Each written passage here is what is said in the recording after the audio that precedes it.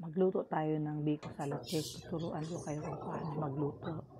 Una, yung gata, purong gata yan. Tapos, haluin nyo lang ng haluin. Walang tigil lang kakahalo para hindi siya dumikit. Talagang nakakangalay sa balikat, pero yan ang nagpapasarap sa ating biko. Kasi maraming paraan ng pagluluto ng biko.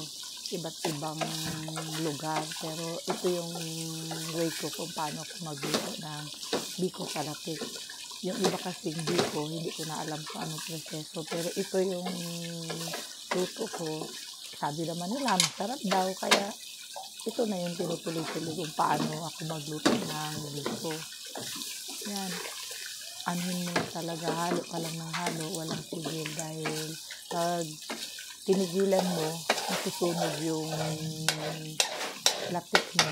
Hindi mo ma-achieve yung magandang taste ng biko.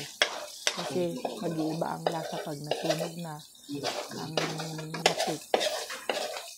Kasi yung ganitong klaseng biko, hindi siya nasisira kahit pa mga 4 days. Na-try ko na talaga siya na 4 days hindi siya nasisira. Basta ganitong pagluluto.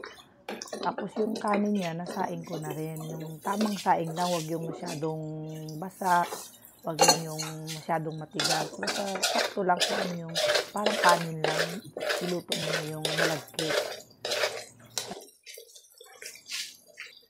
Malapit na rin to kasi namumula-mula na siya. Haluin mo lang ng haluin. Tingnan mo kung malakas pa ba yung apoy mo, na para hindi siya masyadong masunog. Kasi pag nasunog din yung latik, papait din yun. Kaya talagang nakapokus ka dapat sa iyong niluluto.